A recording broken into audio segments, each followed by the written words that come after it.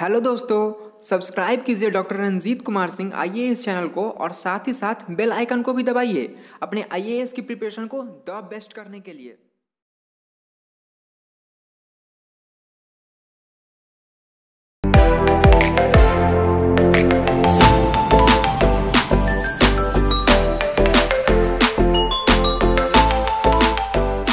ठीक है, तो टुडेज क्लास इज जो रूलर्स ऑफ सल्तनत पीरियड। आज की जो क्लास है वह सल्तनत काल के शासक वर्ग से संबंधित है। तो पहले तो यह जानना होगा कि सल्तनत है क्या, सल्तनत काल क्या है, और तब उसके शासक वर्ग को देखेंगे।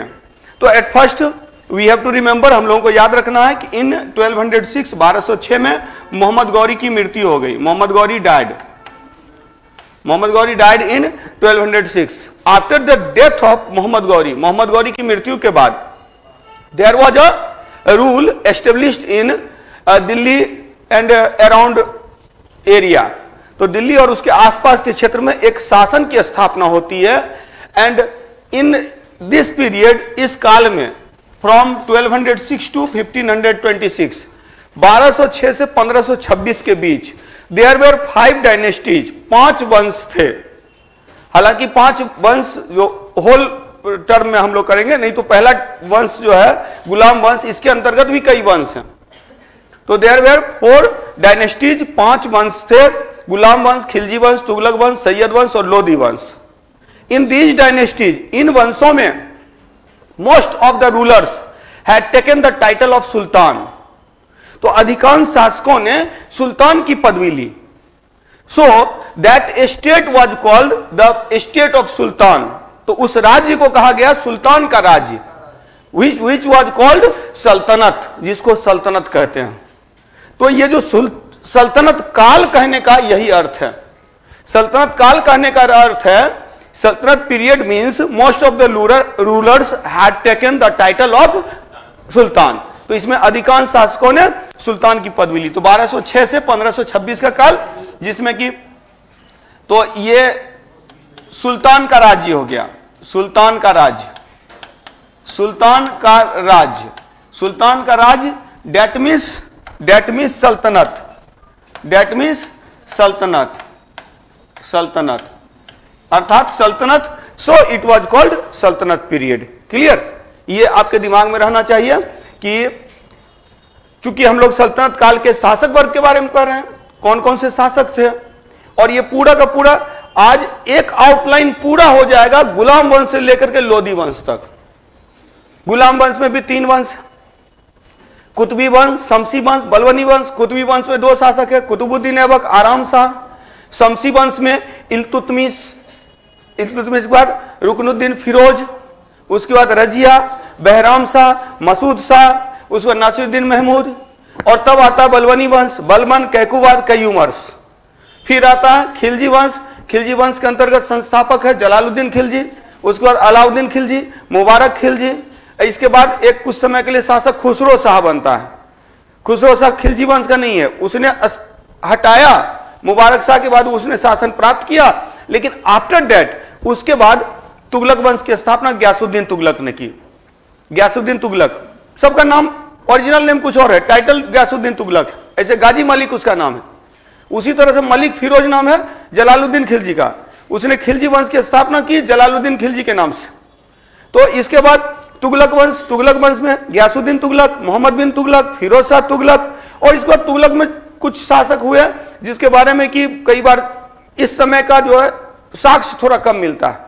और तब आता है नासिरुद्दीन मोहम्मद तुगलक। तो नासिरुद्दीन मोहम्मद तुगलक के समय में ही डिक्लाइन अगर देखा जाए तो एक तरह से सल्तनत काल कमजोर स्थिति में है। और इस समय देखिएगा अटैक होता है तैमूर लंग का 1398, 1398 में तैमूर लंग का आक्रमण होता है। और उसके बाद ये जो नासिरुद्दीन महमूद तुगलक था, तो इसकी स्थिति बोला जाता है कि इसका शासन दिल्ली तक सिमट कर रह गया था। मतलब इसका शासन जो है सीमित रह गया था। हाँ, दिल्ली से पालम तक, ऐसा कहा जाता है, दिल्ली से पालम तक सिमट कर रह गया था। तो और तब आता है लोधी वंश। लोधी वंश के अंतर्गत बहलोल लोधी उसका संस्थापक है। आज तक का सबसे ज्यादा पूछा गया क्वेश्चन, लोधी वंश का संस्थापक कौन है? तो बकलोल नहीं है, बहलोल है, बहलोल लोदी। ठीक है, तो ये कई बार पूछा हुआ क्वेश्चन है। तो बहलोल लोदी, बहलोल लोदी के बाद है सिकंदर लोदी, सिकंदर लोदी के बाद इब्राहिम लोदी। और इब्राहिम लोदी के पास 1 लाख की सेना थी और मात्र 10,000 की सेना के साथ बाबर ने इब्राहिम लोदी को पराजित कर दिया और मुगल काल की स्थापना की। बाबर ने तुलुगमा पद्धति से अटैक किया था, तुलुगमा पद्धति से, तुलुगमा पद्धति ये एक उज्बेक पद्धति है। उज्बेक शासक सैवानी खान ने इसी पद्धति से बाबर को हराया था। अब बाबर ने बताऊंगा तुलुगमा पद्धति बताऊंगा। एक्चुअली क्या है ना कि युद्ध लड़ने की एक तकनीक है जिसमें क्या होता है कि सामने वाले को आमंत्रित कर लेते हैं और आमंत्रित करके और उसमें अरेंज किया जाता है, सेना को अरेंज किया जाता है। इसी में तुलुगमा पद्धति में तोप सजाने की एक विधि है, रूमी विधि या उसको बोलते हैं उस्मानी विधि।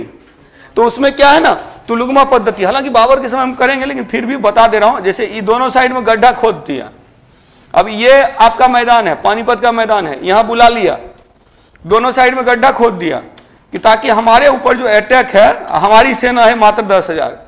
अब यहां पर देखिए 1 लाख की सेना, 1 लाख की सेना है।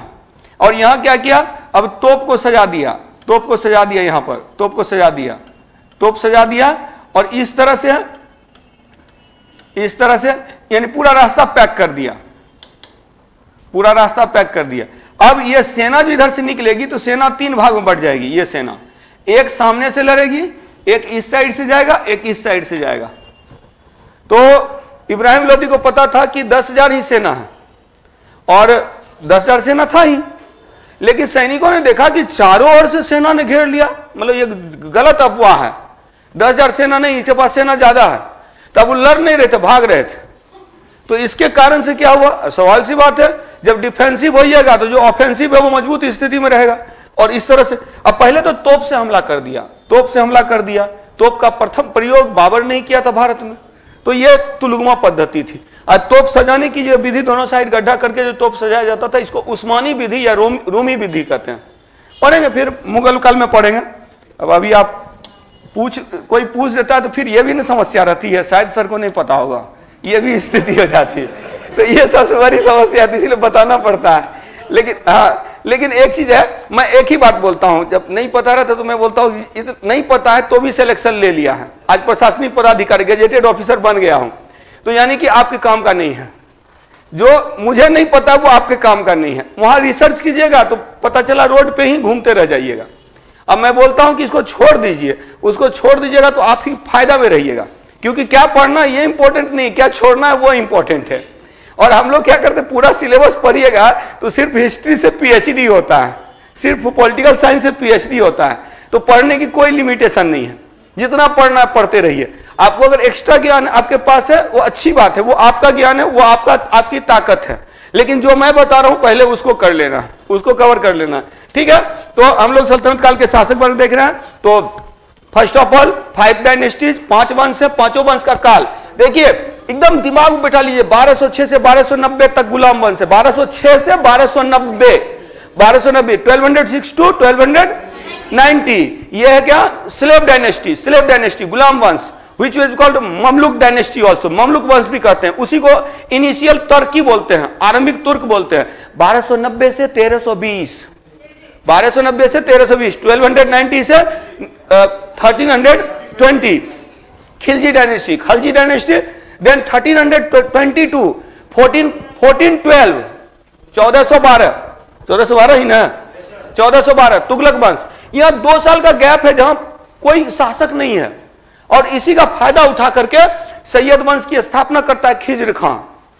तो खिज्र खां जो ज्यादा ताकतवर नहीं है, इसीलिए देखिएगा इसको हटा के ये आया, इसको हटा के ये आया, इसको हटा के ये नहीं आई, खुद दे दिया बहलोल लोदी को।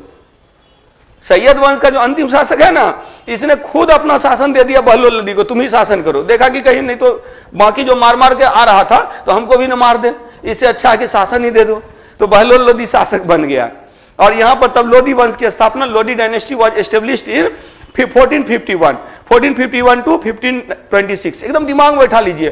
पहले तो टाइम पीरियड कहां से कहां है, 1206 से 1526, 1206 टू 1526 सल्तनत पीरियड, सल्तनत काल, ये एकदम दिमाग में रहना चाहिए। डायरेक्ट क्वेश्चन आता है सल्तनत काल की अवधि कब से कब तक है, तो सल्तनत काल की अवधि कब से कब तक है, 1206 से 1526, क्लियर। 1206 से 1526 क्या है, सल्तनत काल। इसमें पहला है गुलाम वंश, गुलाम वंश को ही ममलुक वंश बोलते हैं, इसी को आरंभिक तुर्क भी बोलते हैं, दे वर आल्सो कॉल्ड इनिशियल तुर्क। इसको आरंभिक तुर्क भी कहा गया है, आरंभिक तुर्क। किसको कहा गया आरंभिक तुर्क, गुलाम वंश को, इसको आरंभिक तुर्क भी कहा गया, इनिशियल तुर्क, आरंभिक तुर्क, आरंभिक तुर्क, शुरू के तुर्क है। अच्छा एक और चीज याद रखिएगा, गुलाम वंश, खिलजी वंश, तुगलक वंश, सैयद वंश, लोदी वंश, ये जो 5 वंश हैं, गुलाम, खिलजी, तुगलक, सैयद, लोदी, तो गुलाम वंश, खिलजी वंश, तुगलक वंश और सैयद वंश, ये 5 तुर्क हैं। और ये जो है ये अफगान है, ये अफगान है, याद रखिएगा, लोदी अफगान है, लोदी वॉज द अफगान, ये अफगान है। लास्ट क्लास में भी थोड़ी सी डिस्कस मैंने किया था कि जब इस्लाम को एक्सेप्ट किया अरब वासियों ने तो वो अरब मुसलमान कहलाए, जब वही एक्सेप्ट किया तुर्की के लोगों ने तो वो तुर्क कहलाए, अफगानिस्तान के लोगों ने तो अफगान कहलाए, ईरान के लोगों ने ईरानी कहलाए, तो इसी तरह हिंदुस्तान के लोगों ने हिंदुस्तानी कहलाए।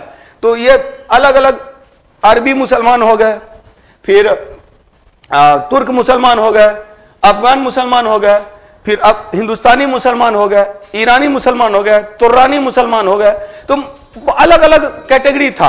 और उसी में जब गुटबंदी हुई तो मुगल काल में उनके अलग अलग दल बन गए, अलग अलग पार्टी बन गए, वो दल जो है काम करने लगा था कोर्ट में, दरबार में, और उन्हीं के प्रभाव में उत्तर मुगल काल में आप देखते हैं कि शासक स्थापित होते हैं, जो जिन्होंने किंग मेकर की भूमिका निभाई, नृप निर्माता की भूमिका निभाई, जिसमें सबसे पॉपुलर हुए थे सैयद ब्रदर्स, सैयद बंधु। हालांकि जुल्फिकार खां भी वही काम कर रहा है, वही काम निजामुल मुल्क भी कर रहा है, वही काम इमादुल मुल्क भी कर रहा है, वही काम सफदरजंग भी कर रहा है। तो ये हालांकि सफदरजंग तो नवाब है, लेकिन बाकी लोग जो है दरबारी वर्ग हैं, तो दरबारी वर्गों के द्वारा ये सब काम किया गया। जुल्फिकार खां था, जुल्फिकार खां के बाद जो है सो सैयद बंधु, निजामुल मुल्क, इमादुल मुल्क, और तो इस तरह से ढेर सारे हुए जो कि नृप निर्माता की भूमिका में आ गए। तो वो हम लोग मुगल काल में देखेंगे। अभी हम लोग सल्तनत काल कर रहे हैं। सल्तनत क्यों कहा जाता है, क्योंकि अधिकांश शासकों ने सुल्तान की पदवी ली, और सुल्तान की पदवी के बारे में मैंने बताया था, when the title of king is taken from the खलीफा, जब खलीफा से शासक की उपाधि ली जाती थी, that title was called सुल्तान, उसी को सुल्तान कहते हैं। और सुल्तान की पदवी ऐसे ग्रहण करने वाला पहला व्यक्ति था महमूद गजनबी, लेकिन वैध यानी जिसमें खलीफा ने सुल्तान घोषित किया वो पहला व्यक्ति था सल्जुक शासक तुगरिल। सल्जुक शासक तुगरिल था जिसने महमूद गजनबी के पुत्र को पराजित किया था, और पराजित किया और इसको सुल्तान की पदवी दी थी। हाँ, भारत में पहला शासक जिसने सुल्तान की वैध पदवी ली वो इल्तुतमिश था, गुलाम वंश का दूसरा शासक, second ruler of Ghulam dynasty. Clear. पहले तो ये दिमाग में बैठना, गुलाम वंश, स्लेव डायनेस्टी, तो स्लेव डायनेस्टी कब से कब तक है, तो 1206 से 1290, 1206 टू 1290, 1290 से 1320। ये कौन है, खलजी है, तो ये खलजी है, खलजी शासक है, खिलजी वंश है, और खिलजी वंश कब है, 1290 टू 1320। उसके बाद तुगलक है, हाँ तुगलक, तो तुगलक है, तुगलक कब से कब तक है, 1320 से 1412, 1320 से 1412, और 1414 से यहां बीच में गैप है, हाँ गैप है। फिर 1414 से 1451 है, सैयद है, ठीक है, सैयद है, और इसके बाद जो है लोदी। तो सल्तनत काल का अंतिम शासक वंश है लोदी। और याद रखना है, गुलाम खिलजी तुगलक सैयद ये तुर्क है, गुलाम खिलजी तुगलक सैयद तुर्क है, गुलाम खिलजी तुगलक सैयद तुर्क है, और लोदी अफगान है। अब लोदी अफगान है फिर आते हैं मुगल, बाबर आता है, बाबर के बाद हुमायूं, हुमायूं के बाद फिर शेरशाह, शेरशाह फिर से अफगान, इसीलिए शेरशाह को दूसरा अफगान कहते हैं। शेरशाह को दूसरा अफगान इसीलिए कहा जाता है, सुर साम्राज्य को दूसरा अफगान इसीलिए कहा जाता है कि पहले अफगान कौन थे? लोदी थे। एक्चुअली तुर्क अपने आप को उच्च नस्ल का, उच्च कुल का बोलते थे। ये अपने आप को इलवरी तुर्क बोलते थे। इलवरी तुर्क एक टर्म यूज किया गया था, उच्च नस्ल का तुर्क, इलवरी तुर्क, इलवरी तुर्क, और इसीलिए ये बोलते थे कि हम लोग उच्च नस्ल के हैं। और यहीं पर रजिया ने जब एक दास था जिसको उसने अमीर आखुर बना दिया था, अमीर आखुर बना दिया था। तो यानी अमीर आखुर मतलब हो गया ना, अमीर जब पद आएगा तो वो मंत्री पद होता है। आखुर मतलब हो गया अस्तबल, घुड़सवार बल, अस्तबल का प्रधान, अमीर आखुर बनाया। तो ऐसे में एक हबसी था जो अबिसिनियाई हबसी था, अबिसिनियाई हबसी, अबिसिनिया का रहने वाला। हबसी मतलब हो गया कि वो ट्राइबल है और वो दास है, गुलाम है, और तो वो उसको निम्न कुल का बोला जा रहा है। उसको जब दिया उसने उच्च पद, तो ये अफवाह, चूंकि रजिया के विरुद्ध जो है सो सारे पुरुष एक हो गए थे, और वो लोग मिल करके चाहते थे कि ये महिला शासन करेगी हमारे ऊपर, ये महिला का शासन नहीं होना चाहिए। और तब उन लोगों ने क्या किया, देखा कि इसकी योग्यता से इसको पराजित कर नहीं सकते हैं, इल्तुतमिश ने उसको तैयार किया था। तो इसके कारण से क्या हुआ ना, ये अफवाह फैलाई गई कि उस दास के साथ में, उस गुलाम के साथ में इसका प्रेम प्रसंग है। और ये चीज जो है तो ये, और हालांकि बाद में हालांकि देखिएगा एक चीज और है कि रजिया की क्षमता इतनी थी कि वो डायरेक्ट लोग लड़ भी नहीं सकते थे, इसलिए उसकी हत्या करवाई गई थी। तो उस पर हम लोग बाद में जाएंगे। एक महिला, बोला जाता है कि अगर रजिया महिला नहीं होती तो सल्तनत काल की सबसे महान सुल्तान होती, सबसे महान सुल्तान होती। ये सबसे बड़ा प्रॉब्लम उसके साथ था कि वो महिला थी, और ये पुरुष वर्ग को, उलेमा वर्ग को, बाकी लोगों को बर्दाश्त नहीं हो रहा था कि एक महिला शासन करे। ठीक है, तो नेक्स्ट में सल्तनत काल का टाइम पीरियड दिमाग में बैठ गया, 1206 से 1526। इसमें गुलाम डायनेस्टी कब से? 1206 से 1290, 1290 से 1320 खिलजी वंश, 1320 से 1412 तुगलक, 1451 से 1414 से 1451 सैयद, 1414 से 1451 सैयद, और 1451 से 1526 लोधी। एकदम रट जाइए, क्योंकि डायरेक्ट क्वेश्चन आता है, यहां से डायरेक्ट क्वेश्चन आता है कि किसका टाइम पीरियड कौन सा है। चलिए, तो अब सबसे पहले हम लोग बात करते हैं गुलाम वंश की। नेक्स्ट लिखिएगा, पॉइंट लिखिएगा, 1206 में मोहम्मद गौरी की मृत्यु के बाद इन 1206, पहले लिख लीजिए फिर स्ट्रक्चर बनाइएगा। 1206 ईस्वी में इन 1206 ईस्वी में after the death of Mohammad Ghori की मृत्यु के बाद 1206 ईस्वी में in 1206 after the death of Mohammad Ghori की मृत्यु के बाद Qutbuddin Aibak became the sultan, became the king. Qutbuddin Aibak शासक बना, कुतुबुद्दीन ऐबक शासक बना, कुतुबुद्दीन ऐबक शासक बना, Qutbuddin Aibak became the king. Qutbuddin Aibak शासक बना, वह मोहम्मद गौरी का गुलाम था। He was a slave of Mohammad Ghori, वह मोहम्मद गौरी का गुलाम था, वह मोहम्मद गौरी का गुलाम था। He was the slave of Mohammad Ghori. सो इसीलिए उसके द्वारा स्थापित वंश को गुलाम वंश भी कहा जाता है। So the dynasty which was established by Aibak, the dynasty which was established by Aibak was called slave dynasty, इसीलिए उसके द्वारा स्थापित वंश को गुलाम वंश कहा जाता है। गुलाम वंश क्यों कहा जाता है ये याद रखिएगा। दूसरी बात, नेक्स्ट पॉइंट लिखिएगा। ऐबक के बाद आफ्टर ऐबक इल्तुतमिश और बलबन ने, यहां लिखा हुआ इल्तुतमिश और बलबन ने, Iltutmish and Balban established a new dynasties established new dynasties. Iltutmish और बलबन ने नए वंशों की स्थापना की।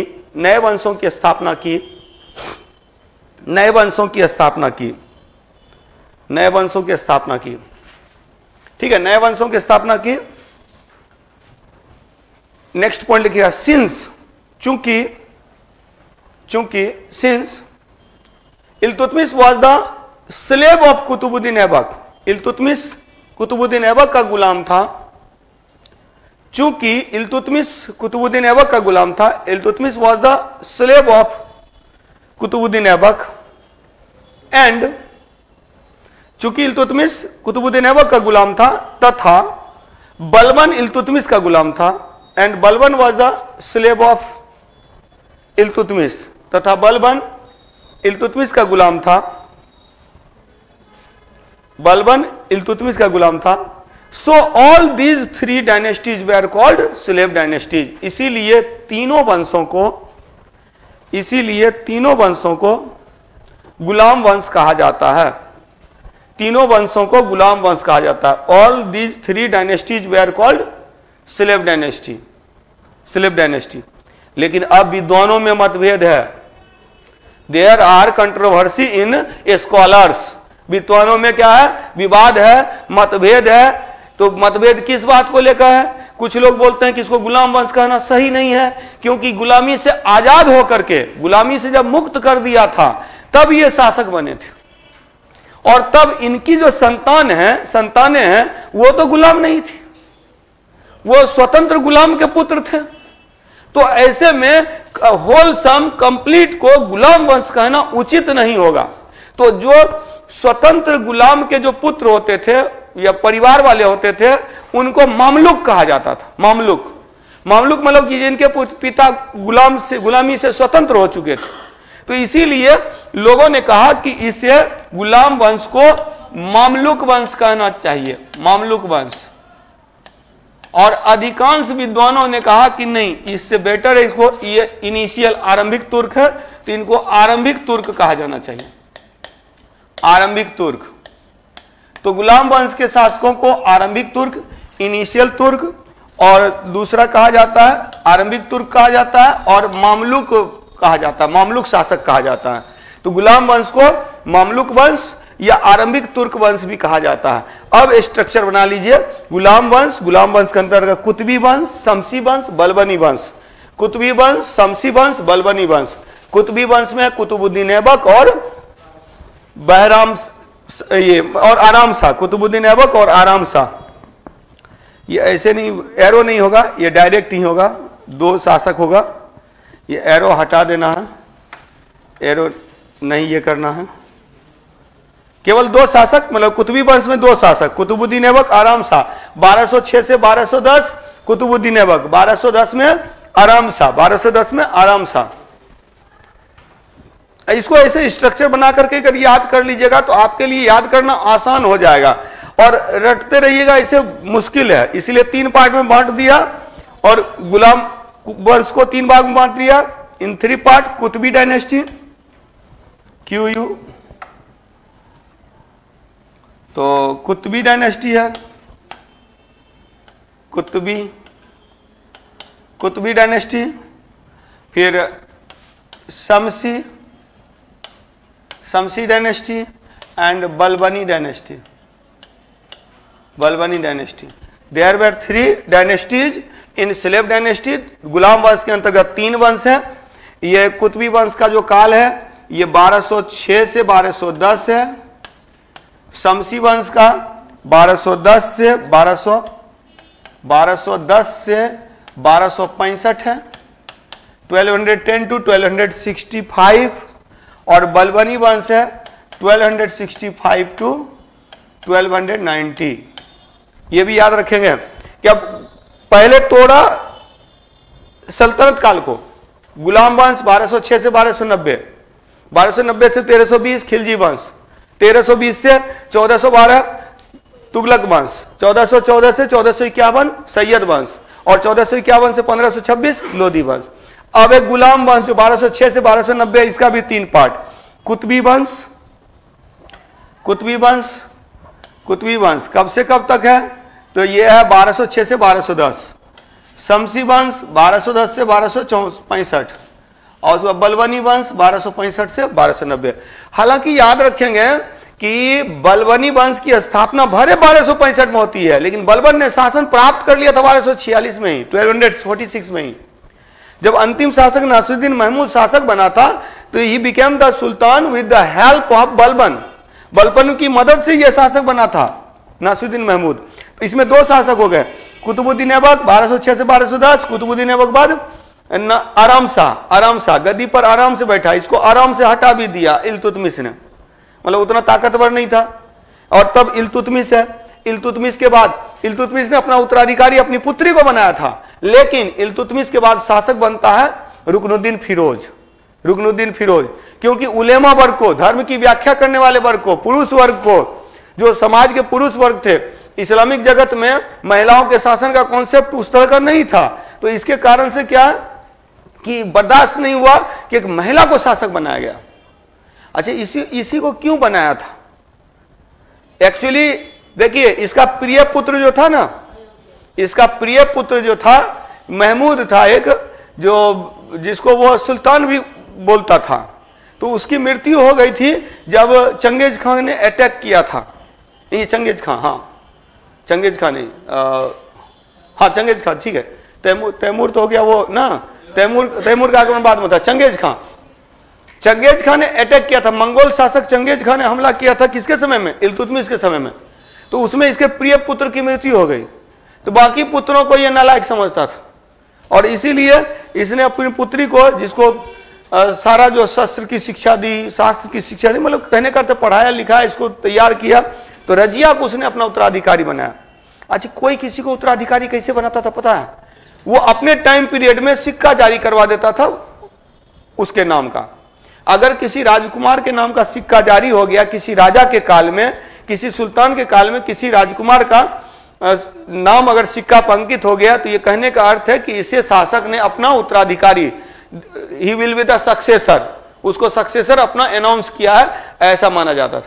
तो वैसा ही रजिया के नाम का सिक्का जारी किया गया था, तो रजिया को उसने अपना उत्तराधिकारी घोषित किया था। लेकिन ये पसंद नहीं आया लोग, जो कुलीन वर्ग को, जो नोबल क्लास थे, नोबल क्लास एंड उलेमा क्लास, जो कुलीन वर्ग थे, अमीर वर्ग थे, और अमीर मतलब यहां धनी नहीं, अमीर मतलब उच्च कुल वाले।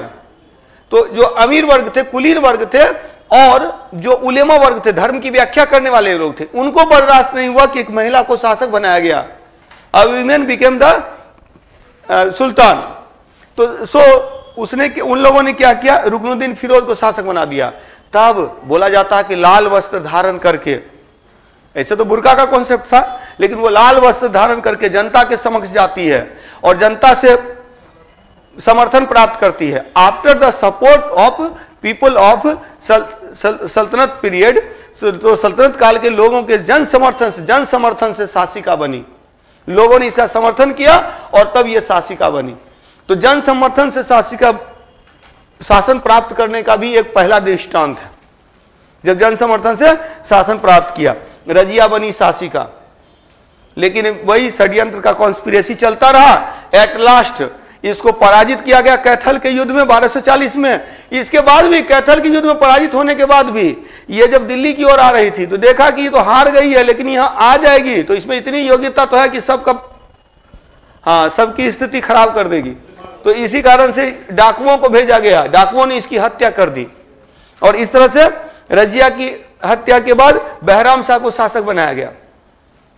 इल्तुतमिश ने 40 गुलामों के सरदार को मिला करके एक दीवाने चालीसा बनाया था। दीवाने चालीसा ताकतवर होता गया। उन्होंने ही बहराम शाह को गद्दी पर बैठाया और उन्होंने मसूद शाह को गद्दी पर बैठाया। इसी 40 में एक शक्तिशाली हुआ बलबन, और बलबन ने नासिरुद्दीन महमूद को गद्दी पर बैठाया। तो Nasiruddin Mahmud became the sultan with the help of Balban. Balban ने क्या किया?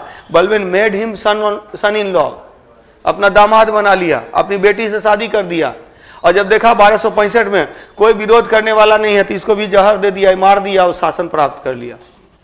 पहले दामाद बना लिया, फिर उसकी हत्या करके शासन प्राप्त कर लिया। अब ये वाला देखिएगा कि अलाउद्दीन खिलजी ने वो बदला ले लिया। अलाउद्दीन खिलजी ने क्या किया था, उसने जलालुद्दीन खिलजी के बेटी से शादी किया, उसको अपना ससुर बनाया, अब बाद में उसको मार कर शासन प्राप्त कर लिया। तो ठीक है, तो शासन प्राप्त करने की ये घटना है। तो यहां पर क्लियर, तो एकदम दिमाग में बैठाइए। पहले था क्या, कुतुबुद्दीन ऐबक, आराम शाह। इसके बाद है इल्तुतमिश, रुकनुद्दीन फिरोज, रजिया, बहराम शाह, मसूद शाह, नासिरुद्दीन महमूद। हालांकि आपके काम का यहां कौन कौन है मैं बता दे रहा हूं। आपके काम का है कुतुबुद्दीन ऐबक, काम का है इल्तुतमिश, काम का है रजिया, है काम का नासिरुद्दीन महमूद और बलबन। ये 5 शासक के बारे में पढ़ना है हम लोग को मेनली, बाकी भूल सकते हैं। 1206 से 1210 ऐबक, कुतुबुद्दीन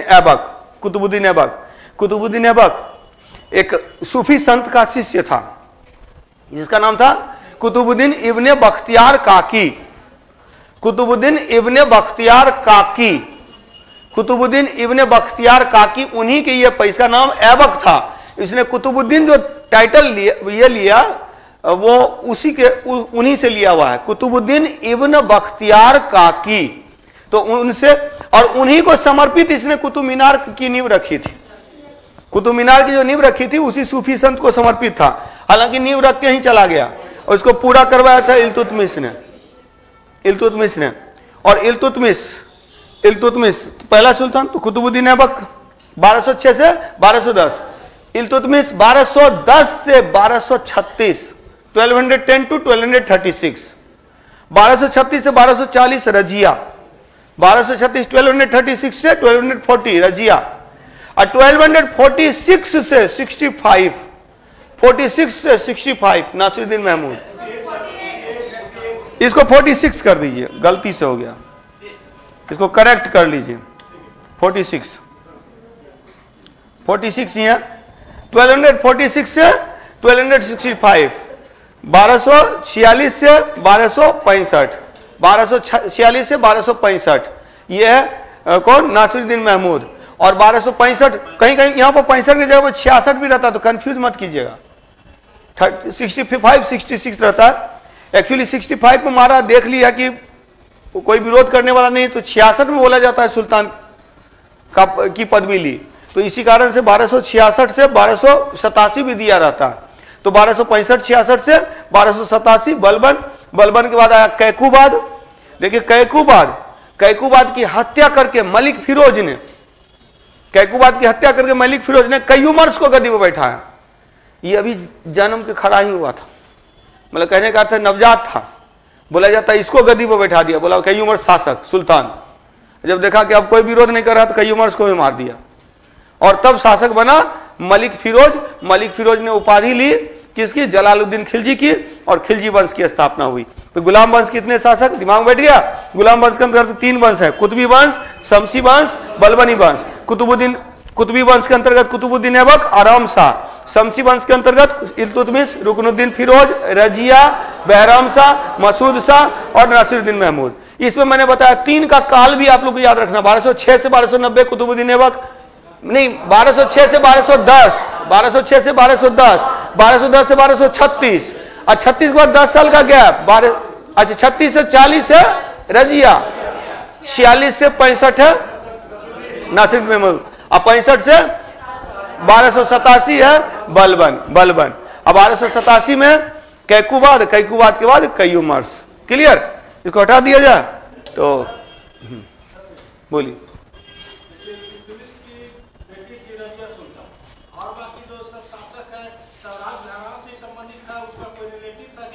नहीं, सब पुत्र नहीं है, ये पोता है, नासिरुद्दीन महमूद पोता है इल्तुतमिश का, और ये बहराम शाह मसूद शाह पुत्र है, मतलब सब पुत्र ही है। हाँ, ये ऐबक का कोई पुत्र नहीं था, इल्तुतमिश का ढेर सारा पुत्र है, ठीक है इल्तुतमिश, लेकिन सब पुत्र को वो नालायक समझता था, अपनी पुत्री को ही लायक समझता था। अब बाकी देख ही रहे हैं, बाकी लोग शासक भी बन रहा है, अपने से नहीं बन रहा है, उसको बना रहा है। बलबन ने भी बनाया नासिरुद्दीन महमूद को। नासिरुद्दीन महमूद अच्छा आदमी था, टोपी सीसी करके अपना जीवन जीता था। इसको दरवेश राजा बोलते हैं, दरवेश राजा बोलते हैं। इसी नासिरुद्दीन महमूद, मतलब नासिरुद्दीन महमूद राज खजाना से एक पैसा नहीं लेता था अपने खर्चा के लिए। ये सारा खर्चा मतलब कि तो नमाजियों की टोपी सिलाई करता था, उसी को बेचता था, उससे जो पैसे आते थे उससे अपना गुजारा करता था। इसीलिए इसको दरवेश राजा बोलते हैं, दरवेश राजा। हालांकि शाही दरवेश बोला जाता है औरंगजेब को, लेकिन दरवेश राजा इसको बोला जाता है। इसी के बारे में मिनहाज-उस-सिराज ने एक पुस्तक लिखी है, Tabaqat-i Nasiri. Tabaqat-i Nasiri book was dedicated to Nasiruddin Mahmud, written by Minhaj-us-Siraj. आगे करना है, आगे पढ़ना है। गुलाम वंश हम लोग को अलग से पढ़ना है, अभी गुलाम वंश पढ़ेंगे। अब आज मैं पूरा गुलाम वंश लेके लोधी वंश के शासक का एक परिचय दे रहा हूं। और इसी में गुलाम वंश के अंतर्गत 3 वंश है, कुतुबी वंश, शमसी वंश, बलबनी वंश। कुतुबी वंश में 2 शासक, कुतुबुद्दीन ऐबक, आराम शाह, 1206 से 1210, 1210 में आया और गया आराम शाह। इसको हटा के इल्तुतमिश शासक बना। इल्तुतमिश कुतुबुद्दीन ऐबक का दामाद था, पहले गुलाम था, इसको गुलामी से मुक्त किया, अपना दामाद बनाया और ये अधिक योग्य था, इसलिए आराम शाह को गद्दी से हटाया और शासक बन गया इल्तुतमिश 1210 से 1236। 1236 में कुछ समय के लिए रुकनुद्दीन फिरोज को बाकी लोगों ने मिलकर शासक बना दिया, लेकिन रजिया ने जनता का समर्थन हासिल करके शासन प्राप्त किया 1236 से 40। 40 से 42 है बहराम शाह, अब 42 से 46 है मसूद शाह। और तब 46 में इल्तुतमिश के पोता नासिरुद्दीन महमूद को गद्दी पर बैठा करके शासन प्राप्त किया बलबन ने। बलबन ने शासन प्राप्त कर लिया था 1246 में ही, ये मैंने बताया था, यहां 48 नहीं 46 होगा, 46। तो 1246 में ही शासन प्राप्त कर लिया था, लेकिन फिर इसकी हत्या करके और तब शासन को मतलब खुद को सुल्तान घोषित किया बलबन ने। बलबन ने रक्त और लौ की नीति अपनाई थी, क्योंकि मार करके शासक बना था ना, उसको मार करके शासक बना तो स्वाभाविक बात है विरोध ना हो, इसके लिए वो मेंटेन करता था। मेंटेन क्या करता था, जब चलता था तो लगता था कि शासक की तरह चल रहे हैं, एकदम सीना तान के चलता था इस तरह से। चारों ओर जो है सो अंगरक्षक रहते थे तलवार निकाले हुए, उसको देख के पता चल जाएगा हाँ सुल्तान आ रहा है। बोलता था क्या कि अब जो दरबार में, हाँ दूसरी बात कि हम शासक हैं, सुल्तान हैं, दरबार बहुत इंपॉर्टेंट जगह है, यहाँ जो भी होगा वो वर्क जो होगा वो सारा वर्क होना चाहिए, गंभीरता से होना चाहिए। अगर दरबार में कोई हंस दिया तो उसको फांसी तक सजा देता था, फांसी पर चढ़ा देता था। तो दरबार में हंसना मना था। हाँ, एंटरटेनमेंट के लिए अलग पार्ट होता था, जिसमें कि नौरोज प्रथा भी अपनाया था, वो सब भी बैठ करके 9 रोज तक बैठा रहता था, उसके सम्मान में नाच गान होता था। हाँ, इसी के समय में प्रारंभ हुआ था। तो ये जो है सो तो वही है, लेकिन दरबार में एकदम गंभीरता से। दरबार के बाहर जितना सेलिब्रेशन करना है सेलिब्रेट कीजिए। दूसरी बात बोलता था क्या, अब अपने आप को प्रूफ करने के लिए कि मैं राजा, बोलता है क्या कि मैं अफरासियाब का वंशज हूं। अफरासियाज मतलब अफरासियाब बताए थे लास्ट क्लास में। फिरदौसी ने अपनी पुस्तक शाहनामा में ईरान के महान शाहों का वर्णन किया है। उसी महान शाह में एक शाह था अफरासियाब, और he called himself the predecessor of Afrasiyab. तो अफरासियाब का वंशज कहा अपने आप को, और अफरासियाब का वंशज वही बोलता है कि गलती से जो है सो गुलाम बन गया था, लेकिन हूं मैं उच्च कुल का। इसलिए बोलता है चूंकि उच्च कुल का हूं, इसलिए निम्न कुल के किसी भी व्यक्ति को देखने पर मेरा हाथ अपने आप तलवार पर चला जाता है कि निकालें और उसका गला कलम कर दें। तो ये इस तरह का ये स्टेटमेंट देता है। तो ये बहुत कुछ है। देखिए, शासन में बहुत कुछ दिखावे के लिए भी होता है। कई बार डिसीजन लेना पड़ता है, तो वहां डिसीजन लेने के पीछे ये मकसद थोड़े ना मोदी जी कुछ चाहते हैं या नीतीश बाबू कुछ चाहते हैं कि कोई डिसीजन लिया जाए। कई बार डिसीजन जो लिया जाता है, या लालू जी से बोला जाए, लालू जी और मोदी जी की तुलना ज्यादा किया जाए, कि हमारे नीतीश बाबू जो है वो कर्मठ मुख्यमंत्री हैं। वो हाँ, मैं मानता हूं ये बिहार के सौभाग्य की बात है कि बिहार को नीतीश कुमार जैसे मुख्यमंत्री मिले हैं। बहुत सौभाग्य की बात है। एक ऐसा व्यक्ति जिसकी एक भी जो है सो आप बड़ी प्रॉपर्टी या कुछ उस तरह का नहीं दिखा सकते हैं, वो ऐसा व्यक्ति है। नहीं, वही बात है, पर्सनली मतलब वो इतना ऑनेस्ट आदमी है। मैं हमेशा बोलता हूं, कहीं भी कोई विवाद करता है ना, मैं एक ही चीज बोलता हूं, उसके बेटा को कितना लोग जानता है। अब बाकी लोगों को देखिए, लालू जी के तो 9 बच्चे हैं ना। हाँ, तो सब लोग जानते हैं। नहीं, चाहे जो भी हो, जो भी चीजें हो, मैं किसी के ऊपर आक्षेप नहीं लगा रहा हूं, लेकिन यह है कि एक मेंटेन करना, यह हमारे मुख्यमंत्री साहब ने किया है। तो ये चीज जो है सो तो यही चीज है। लेकिन होता क्या है, अब मोदी जी के बारे में कई लोग निगेटिव बोलते हैं, तो मैं एक ही चीज बोलता हूं, निगेटिव कुछ नहीं है। देखिए सत्ता में जब आप जाइएगा ना, तब उस पोजीशन पर जब जाइएगा, जब आप शासन कीजिएगा, तब आपको समझ में आएगा कि सत्ता की क्या आवश्यकता है। तो कई बार जो डिसीजन लेने पड़ते हैं अकॉर्डिंग टू रूल लेने पड़ते हैं। यहां रह करके किसी को गाली देना बड़ा आसान है, उस जगह पर रह करके डिसीजन लेना बड़ा मुश्किल होता है। तो इसीलिए हमेशा पॉजिटिव सोचिए। आप प्रशासनिक पदाधिकारी बनना चाहते हैं तो हमेशा प्रशासन को सकारात्मक दृष्टि से देखिए। जब तक उस दृष्टि से नहीं देखिएगा तब तक आपका सिलेक्शन नहीं होगा। तो सिलेक्शन लेने के लिए बहुत जरूरी है कि प्रशासन के प्रति सकारात्मक सोच रखिए। और हर व्यक्ति की एक व्यक्तिगत भूमिका हो सकती है और एक जो है सोशल है, एक पॉलिटिकल भूमिका है। तो उस पॉलिटिकल भूमिका में चाहे आप यहां इतिहास से यही ना सीखने को मिलता है।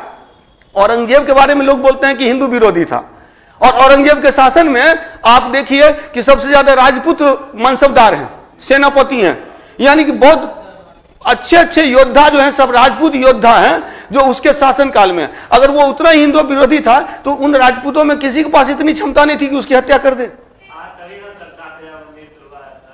क्या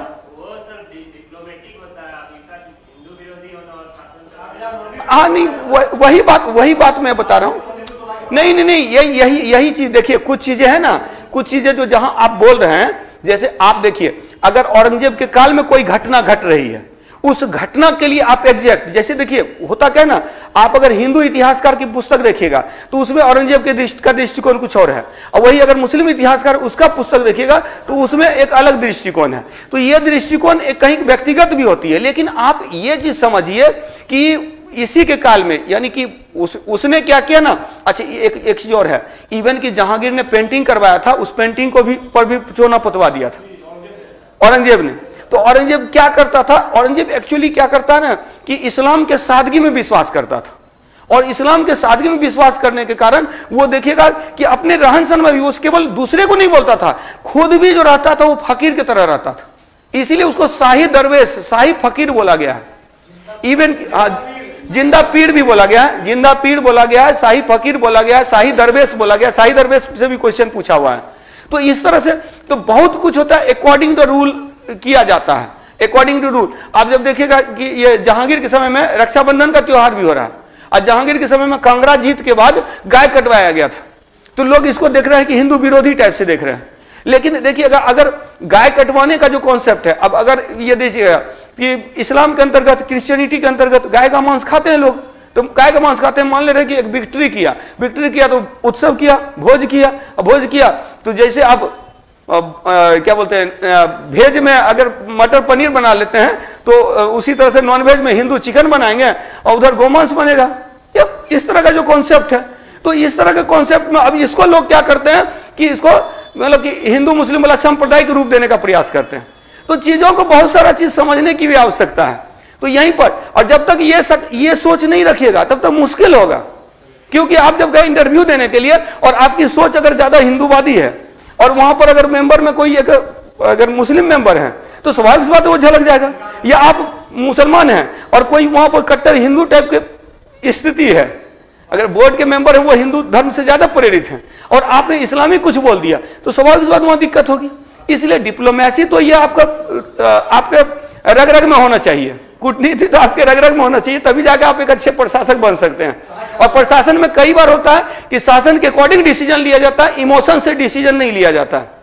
और अदरवाइज अकबर की बात आप करें तो अकबर की भी आलोचना बदायूनी ने खूब किया है। और वो पुस्तक जो है कौन सी है, मुंतखाब उल तवारिख में अकबर की आलोचना बदायूनी करता है, और मुंतखाब उल लुबाब में औरंगजेब की आलोचना खफी खान करता है।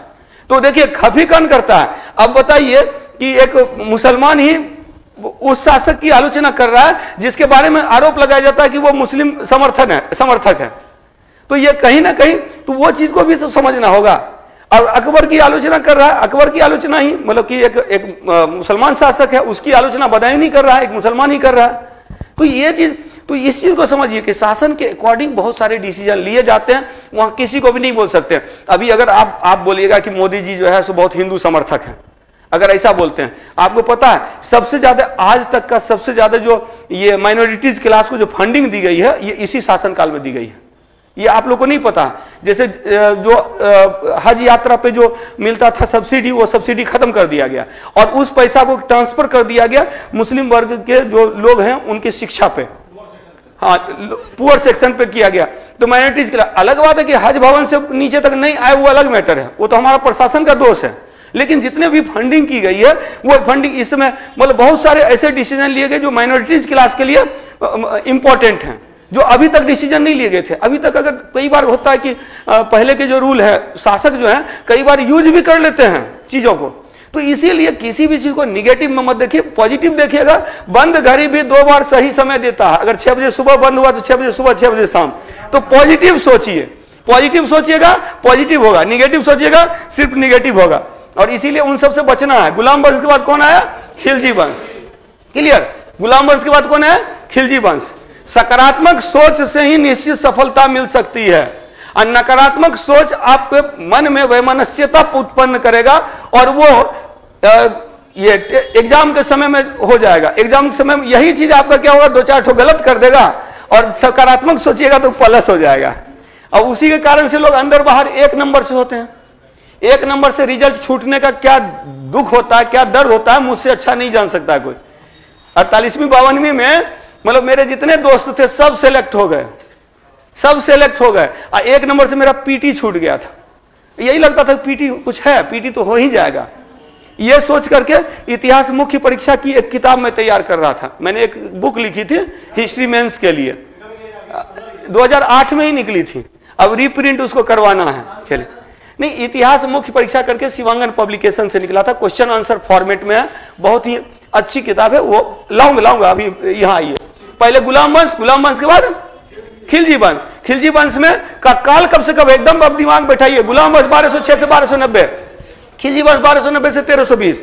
खिलजी वंश के अंतर्गत 3 महत्वपूर्ण शासक हैं, जलालुद्दीन खिलजी, अलाउद्दीन खिलजी और मुबारक खिलजी। अच्छा, एक चीज याद रखिएगा, एक खिजर खां यहाँ है और एक खिजर खां वहां है, सैयद वंश का संस्थापक। उस पर भी हम लोग करेंगे। गुलाम वंश का संस्थापक कौन है? कुतुबुद्दीन ऐबक। और खिलजी वंश का संस्थापक जलालुद्दीन खिलजी। जलालुद्दीन खिलजी का ओरिजिनल नाम था मलिक फिरोज। मलिक फिरोज। इसका शासनकाल 1290 से 96, 6 साल शासन किया। 1296 में आता है अलाउद्दीन खिलजी, जो बोला जाता है सल्तनत काल का सबसे महान सुल्तान बोला जाता है। महान इस अर्थ में नहीं है, महान इस अर्थ में कि साम्राज्यवादी है, इसने बड़े शासन की स्थापना की। हालांकि सत्ता प्राप्ति के लिए इसने कई लोगों की, जो कई नजदीकी लोगों की हत्या भी की थी। अब अशोक को लोग महान बोलते हैं, लेकिन अशोक के बारे में बोला जाता है कि भाइयों की हत्या करके शासक बना था।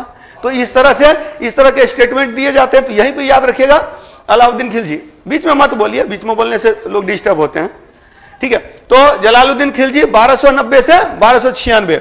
उसके बाद अलाउद्दीन खिलजी है 1296 से 1316।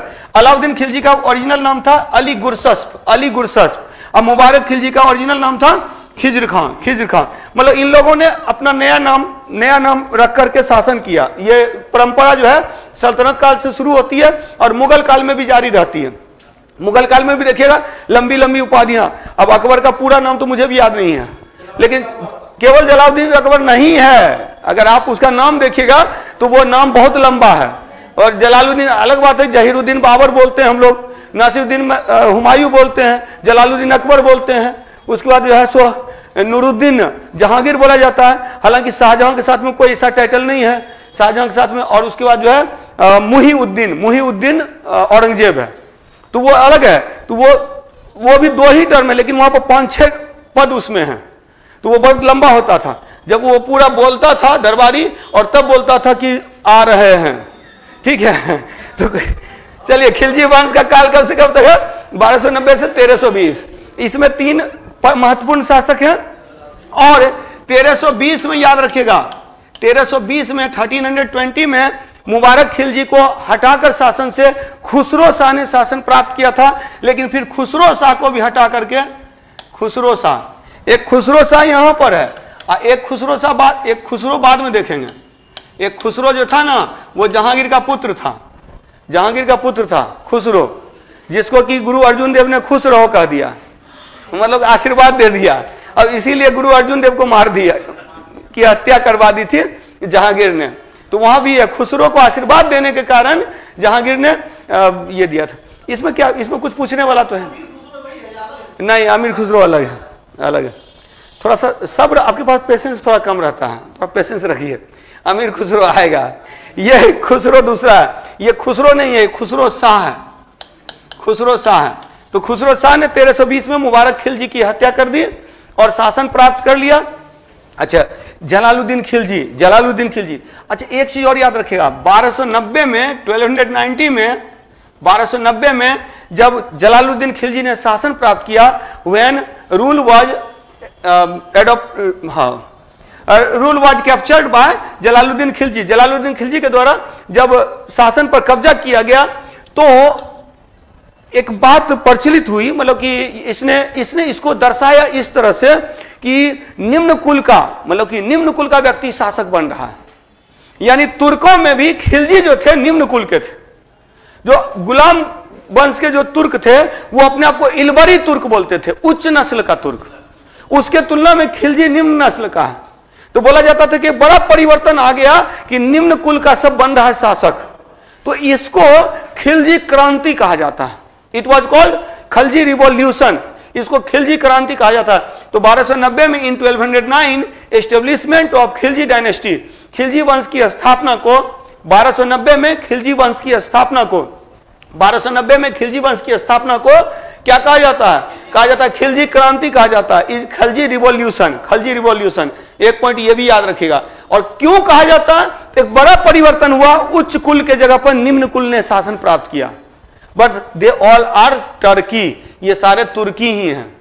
गुलाम खिलजी, तुगलक, सैयद, ये तुर्की हैं। और जलालुद्दीन खिलजी के बाद अलाउद्दीन खिलजी शासक बना। इसके बारे में विस्तार से पढ़ना है। उत्तर भारत के क्षेत्र को जीता, दक्षिण भारत के क्षेत्र को जीता, उत्तर भारत में मेवाड़ को जीता, मेवाड़ को ही चित्तौड़ बोला जाता है, गुजरात को जीता, गुजरात को जीता, मालवा को जीता, मालवा को जीता, और उसके बाद जो है मारवाड़ को जीता उत्तर भारत में। दक्षिण भारत गया तो दक्षिण भारत में भी 4 राज्यों को जीता। दक्षिण भारत में किसने? अलाउद्दीन खिलजी। एक तो देवगिरी को जीता था, देवगिरी का नाम दौलताबाद, तो देवगिरी को जीता था। दौलताबाद किया था वो तुगलक वंश में, लेकिन देवगिरी को जीता था। ये देवगिरी को दो बार 3 बार अभियान किया देवगिरी का, एक बार सत्ता के पहले और फिर बार सत्ता प्राप्ति के बाद। तो अलाउद्दीन खिलजी ने देवगिरी को जीता। देवगिरी के बाद उधर जो है वारंगल को जीता, द्वार समुद्र, वारंगल, वारंगल, द्वार समुद्र और माबार, ये 4 क्षेत्र जीता था दक्षिण में। उत्तर भारत की विजय, दक्षिण भारत की विजय। एक साम्राज्यवादी शासक है, इंपीरियल जो सुल्तान है, साम्राज्यवादी सुल्तान है, जिसने अपने साम्राज्य के विस्तार के लिए युद्ध अभियान किए। और उसका मुबारक खिलजी मेंटली डिस्टर्ब, मानसिक रूप से पागल था, बोला जाता है अर्ध विक्षिप्त था, मेंटली डिस्टर्ब था, कभी कभी नंगे दरबार में आ जाता था। अब बोला जाता है, इसके बारे में बोला जाता है कि ये पुरुष था, लेकिन इसको महिलाओं से ज्यादा पुरुष का ही साथ पसंद था। तो ये मुबारक खिलजी था। तो ये जो काल है 1290 से 1296 किसका है? जलालुद्दीन खिलजी। 1290 से 1296 जलालुद्दीन खिलजी, 1296 से 1316 अलाउद्दीन खिलजी, और 1316 से 1320 मुबारक खिलजी, मुबारक खिलजी। ये हो गया आपका खिलजी वंश। खिलजी वंश के बाद आता है अच्छा, ये गलती से ऊपर में खिलजी लिखा गया है, तुगलक है, ये तुगलक है, तो ऊपर में कर दीजिएगा तुगलक वंश, इसको तुगलक वंश कर लेना, ठीक है। तो ऊपर लिख लेना है तुगलक वंश, तुगलक डायनेस्टी, तुगलक वंश, तुगलक डायनेस्टी। कब से कब तक है? 1320 से 1412, 1320 से 1412, याद हुआ? 1206 से 1290 गुलाम वंश, 1290 से 1320 खिलजी वंश, 1320 से 1412 तुगलक वंश, 1414 से 1451 सैयद वंश, 1451 से 1526 लोधी वंश। क्लियर? तो slave dynasty 1206 to 1290, Khilji dynasty 1290 to 1320, और उसके बाद Tughlaq dynasty 1320 to 1412, and then Sayyid dynasty 1414 to 1451 and 1451 to 1526। तो वो कौन था? लोधी डायनेस्टी। अब इसमें देखिए पहला संस्थापक जो है गयासुद्दीन तुगलक है। गयासुद्दीन तुगलक ये संस्थापक है इसका। हालांकि इसका मूल नाम था Ghazi Malik. Ghazi Malik had taken the title of Ghiyasuddin Tughlaq and became the sultan of सल्तनत पीरियड, सल्तनत काल का सुल्तान बना। Ghiyasuddin Tughlaq. Ghiyasuddin Tughlaq original name was Ghazi Malik. Ghazi Malik इसका ओरिजिनल नाम था। 5 साल का शासन है। पहला वाला सब कम कम ही दिन है। कुतुबुद्दीन ऐबक 4 साल, जलालुद्दीन खिलजी 6 साल, गयासुद्दीन तुगलक 5 साल। ठीक है, तो यहां पर देखिएगा तो कम कम दिन का शासन है। अब इसके बाद है मोहम्मद बिन तुगलक। मोहम्मद बिन तुगलक इतिहास में बड़ा सबसे पॉपुलर शासक, सबसे पॉपुलर शासक, सबसे प्रसिद्ध शासक। असली दिक्कत क्या पता है? सल्तनत काल का सबसे विद्वान शासक, मोस्ट स्कॉलर, मतलब सबसे विद्वान है, सबसे विद्वान है। मतलब अरबी, तुर्की, संस्कृत कई भाषाओं का ज्ञाता, बोला जाता है 14 भाषाएं जानता था। मतलब सबसे विद्वान है। इतना था कि चाइनीज वाइनीज भी सीख लिया था। मतलब कहने का अर्थ है दूसरे जगह की चीजें जो पढ़ पढ़ करके अब उस चीज को चाहता था भारत में इंप्लीमेंट करना, और इसीलिए इसने प्रयोग किए। अब बेचारा प्रयोग में विफल रहा, प्रयोग में विफल रहा, अंतिम समय तक विफल रहा। हाँ, बीपीएससी में सफलता से पहले कई बार मुझे लगता था कि हम दोनों की बराबर ही की स्थिति है। तो नहीं, सही बात मैं बता रहा हूं कि मोहम्मद बिन तुगलक की याद आती थी ना, तो लगता था कि कुछ उसी तरह से की चीजें हो रही है। 1 नंबर 2 नंबर से फाइनल सिलेक्शन छूट जाना कई जगह पर चीजें होती है। और कई बार हुआ कि एकदम मैट्रिक के बाद से ही एयरफोर्स, नेवी, कोस्ट गार्ड सब में ग्रीन कार्ड मिला हुआ है, मेरिट लिस्ट से छटा हुआ। फिर सब इंस्पेक्टर वाला में तो फिर एक बार हुआ था तो बीएसएफ वाली स्थिति थी, तो उसमें फिर छोड़ दिया। एएसएम का निकाला था तो साइको टेस्ट देने जाना था, उसी समय जो है सो ये असिस्टेंट कमांडेंट का फिजिकल था, दोनों एक साथ टैली कर गया तो उधर छोड़ दिया। आइए फिजिकल में गया तो यानी कि दरोगा में हो गया, एसआई में मेरा सीना ठीक है, और जब गया असिस्टेंट कमांडेंट के लिए तो वो कैसे नापे पता नहीं 1 सेंटीमीटर कम कर दिया और दौड़ने भी नहीं दिया, भगा दिया। बहुत रिक्वेस्ट करते रहा ना, जाओ सीना चौड़ा करके आओ। तो इसी बात। और दूसरी बार जब दौड़ रहा था ट्रैक पर तो देखा कि 100 मीटर आ गया है और 60 सेकेंड, 59 सेकेंड, 58 सेकेंड लगा। जो 14 सेकेंड में दौड़ा था अब तो 60 सेकेंड है। मैं खुश हो गया जी, खुश नहीं होना था। जैसे खुश हुआ बगल वाला जो है मुझे लेकर गिर गया। जब उठ करके फिर दौड़ा तो भीसिल रस्सी तक पहुंचा तो भीसिल बच गई। तो कुछ इस तरह से वही मोहम्मद बिन तुगलक वाली स्थिति। तो ठीक है, तो कई बार होता है। हाँ, वही बात। तो मैं यही चीज सोचता रहा कि जरूर कुछ बड़ा जगह जो है वेट कर रहा है मेरा। ठीक है, और आज उसी का फल है कि देखिए कंटिन्यू तैयारी करता रहा, और आज देखिए अंतिम प्रयास में भी मैंने मतलब बोलते ही नहीं कि जब तक तोड़ेंगे नहीं तब तक छोड़ेंगे नहीं, तो लास्ट अटेम्प्ट तक जो है पूरा लगा रहना। तो ये बड़ी बात है, क्योंकि मेरे बहुत सारे मित्र जिन्होंने यूपीएससी का इंटरव्यू दिया है 64वीं में, उनका पीटी नहीं हुआ। हम लोग के साथ जो बैठे थे उन लोगों का पीटी नहीं हुआ, हमें फाइनल सिलेक्शन ले पाया। उसकी एक वजह ये भी है, टीचिंग भी है, कि पढ़ाते पढ़ाते बहुत सारी चीजें याद हो गई है। क्या कि अपने पढ़ने का मन नहीं करता है, पढ़ाने के लिए पढ़ना पड़ता है। ठीक है, पढ़ाने के लिए अब जब पढ़ना शुरू करता हूं तो सब लगता है पढ़ा हुआ है, लेकिन जब पढ़ाना तो कहीं ये छूट न जाए, कहीं कोई क्वेश्चन ना पूछ दे, तो कोई क्वेश्चन पूछ देता है ना, तो आप लोगों के लिए पढ़ना पड़ता है, ज्यादा पढ़ना पड़ता है। चलिए ठीक है, तुगलक वंश के अंतर्गत गयासुद्दीन तुगलक, गाजी मलिक, मोहम्मद बिन तुगलक, जौना खां, मोहम्मद बिन तुगलक। तो पहला शासक है गयासुद्दीन तुगलक, इसके बाद है मोहम्मद बिन तुगलक, फिर फिरोज शाह तुगलक, और फिरोज शाह तुगलक के बाद नासिरुद्दीन मोहम्मद तुगलक, नासिरुद्दीन महमूद तुगलक। उसको महमूद तुगलक भी बोलते हैं, नासिरुद्दीन महमूद तुगलक। एक नासिरुद्दीन मोहम्मद कंफ्यूजन होता है, एक है वहां गुलाम वंश में, ये नासिरुद्दीन मोहम्मद तुगलक, इसी को महमूद, नासिरुद्दीन महमूद भी बोलते हैं, महमूद तुगलक भी बोलते हैं, महमूद तुगलक। इसी के समय में 1398 में 1398 में तैमूर लंग ने आक्रमण किया था, तैमूर लंग ने अटैक किया था। तैमूर लंग मंगोल नहीं था, वो तुर्क था, तो तैमूर लंग तुर्क था। यस, चंगेज खां मंगोल था, चंगेज खां मंगोल था। नहीं, वो गलती से हो गया होगा। ठीक है, ये याद रखिएगा। देखिए इसको मैं थोड़ा बता दे रहा हूं, तैमूर और चंगेज में थोड़ा कंफ्यूजन होता है। चंगेज खां जो था ना वो मंगोल था, और तैमूर जो था तुर्क था। और बाबर के संदर्भ में याद रखिएगा, बाबर तैमूर का 5वां वंशज था और चंगेज खां का 14वां वंशज था। मतलब माता इसकी मंगोल थी और पिता इसके तुर्क थे, तो इसलिए पिता की ओर से 5वां वंशज तैमूर का 5वां। इसीलिए देखिए ना, इसीलिए क्योंकि पिता से वंश चलता है ना, तो इसीलिए पता है ना, वो मुगले आजम मूवी देखे होंगे, मुगले आजम में जब अनारकली के चक्कर में पड़ा हुआ है कौन सलीम, तो उसी पर ये बोलता है, अकबर बोलता है तैमूरिया खानदान के लोगों को यह शोभा नहीं देता है। तैमूरिया खानदान मतलब तैमूर खानदान का है। तो तैमूर जो है, तैमूर की ओर से, तैमूर तुर्क है, इसीलिए ये स्पेशल एक तुर्क है जिसको चगताई तुर्क बोलते हैं। मुगलों को चगताई तुर्क बोला जाता है। तो तैमूर तुर्क थे और चंगेज हाँ, चंगेज जो है ना, चंगेज खां मंगोल था, चंगेज खां। और चंगेज खां का 14वां वंशज है माता की ओर से। माता जो थी ना बाबर की, कुतुब निगार खां, तो कुतुब निगार खां जो थी तो उसके ओर से ये 14वां वंशज था चंगेज खां का। चंगेज खां किसके समय, इल्तुतमिश के समय में, तो ज्यादा लेट होगा ना 14वां वंशज। यहाँ 5वां है इसी के समय में, नासिरुद्दीन महमूद तुगलक के समय में तैमूर लंग आया था, तो तैमूर का 5वां वंशज है वो बाबर। नहीं, मुगल तुर्क हैं, मुगल तुर्क थे। स्पेशल तुर्क की प्रजाति है चगताई तुर्क, जो तो मंगोलों और तुर्कों की मिश्रित प्रजाति है।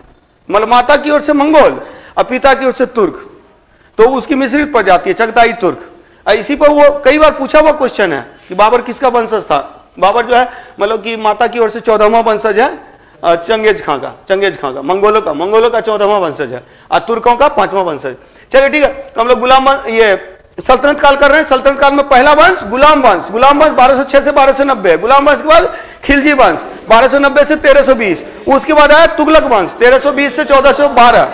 अब इसमें गयासुद्दीन तुगलक पहला है, फिर मोहम्मद बिन तुगलक। गयासुद्दीन तुगलक का 5 साल का काल 1320 से 1325 और 1325 से 1351 है मोहम्मद बिन तुगलक। इसी का नाम था जौना खां। इसी की याद में फिरोज शाह तुगलक ने जौनपुर शहर बसाया, जौनपुर शहर जो बचा है। और जौनपुर शहर में, जौनपुर जब राज्य बना तो वहां सरकी वंश की स्थापना बाद में होती है। वही सरकी वंश की स्थापना वो हम लोगों ने बिहार के इतिहास में भी देखा था। और उसके बाद फिरोज शाह तुगलक का शासनकाल है 1351 से 1389। फिरोज शाह तुगलक के बाद नासिरुद्दीन महमूद तुगलक इसी के समय में। नासिरुद्दीन महमूद तुगलक के बाद मतलब 1412 में, यहाँ काल इसी नहीं लिखा है ना कि काल कुछ उस तरह से मिलता नहीं है, ऐसे आप 1389 से 1412 दे दीजिएगा। लेकिन कुछ लोग मानते हैं कि यहाँ पर 2-3 शासक हुए, अंतिम शासक ये हो गया नासिरुद्दीन महमूद तुगलक। इसी के समय में 1398 में आक्रमण किया था तैमूर लंग ने। और तब इसके बाद 1414 में स्थापित हुआ सैयद वंश, 1414 में सैयद वंश।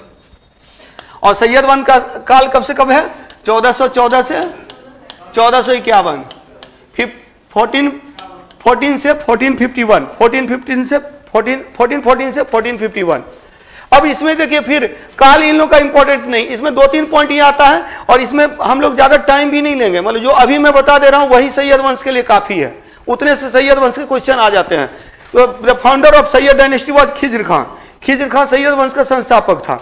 आफ्टर खिज्र खां मुबारक शाह जो सबसे पॉपुलर हुआ है, इसी की पुस्तक है तारीख मुबारक शाही, जो जिसकी रचना याहिया बिन सरहिंदी ने किया था, जिसमें मुबारक शाह का वर्णन है। इसके बाद आया मोहम्मद शाह के बाद आलम शाह अंतिम शासक था जिसने 1451 में अपना शासन दे दिया बहलोल लोदी को, तुम ही शासन करो, हमको नहीं करना है।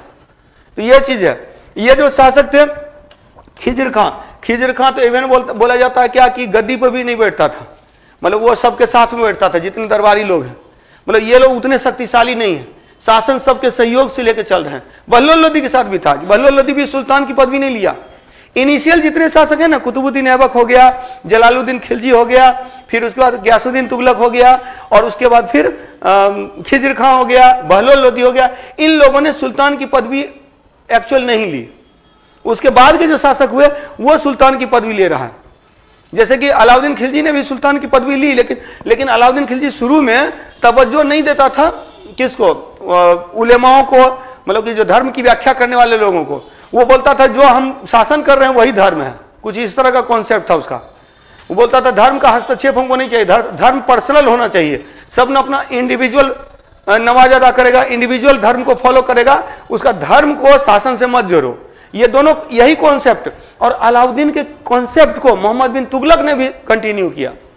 हालांकि शुरू में वो खलीफा को स्वीकार नहीं कर रहा है, लेकिन बाद में देख रहा है कि उसके शासन में काफी विरोध हो गया, उसका सारा प्रयोग विफल हो गया, राज खजाना खाली हो गया, विरोध होने लगे। आपको पता है सबसे बड़ा सल्तनत काल में सबसे बड़ा साम्राज्य मोहम्मद बिन तुगलक के समय में है, और उसी के समय में जब सबसे बड़ा होगा तो विखंडन शुरू हो जाएगा, तो बिखरना शुरू हो गया, तो वहीं से स्टार्ट होता है। सैयद वंश के अंतर्गत खिज्र खां, मुबारक शाह, मोहम्मद शाह, आलम शाह, ये 4 शासक है। संस्थापक है खिज्र खां। मुबारक शाह को समर्पित एक बुक है तारीख मुबारक शाही, इसको बाद में भी हम लोग एक बार और पढ़ना है, सब वंश को अलग अलग। एक्चुअली तुगलक वंश, सैयद वंश, लोदी वंश, 3 वंश को हम लोग एक साथ पढ़ेंगे। गुलाम वंश और खिलजी वंश में एक एक क्लास लगेगी, तो 3 क्लास में ये खत्म हो जाएगा। और उसके बाद हम लोग सल्तनत कालीन प्रशासन, स्थापत्य कला, सांस्कृतिक और जो राजनीतिक स्थिति है उसको करेंगे। यानी 4 क्लास आपकी है सल्तनत, ये सल्तनत काल खत्म हो जाएगा, फिर हम लोग मुगल काल पे पहुंचेंगे। क्लियर? चलिए, तो टाइम हो गया, अभी नहीं, अभी है, अभी बचा हुआ लोदी वंश है। अच्छा, टेस्ट भी है, रुक जाइए। इसके बाद लोदी वंश है, सैयद वंश के बाद लोदी वंश आया, अभी तो बचा हुआ लोदी वंश। तो सैयद वंश के बाद लोदी वंश। लोदी वंश का काल 1451 से 1526, 1451 से 1526। क्लियर? 1526 बांट दीजिए।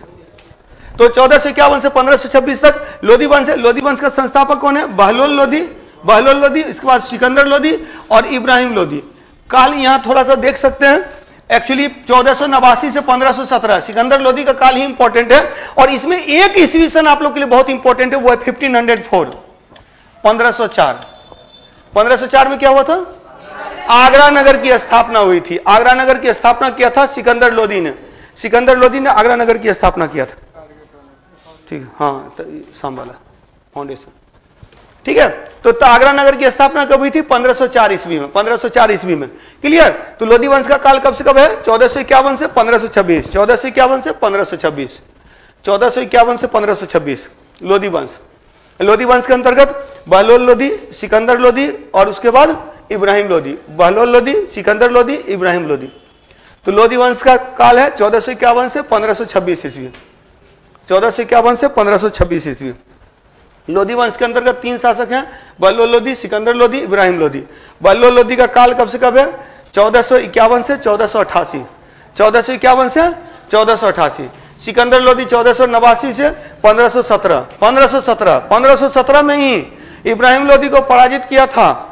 इब्राहिम लोदी को पराजित किया था किसने? राणा सांगा ने पराजित किया था।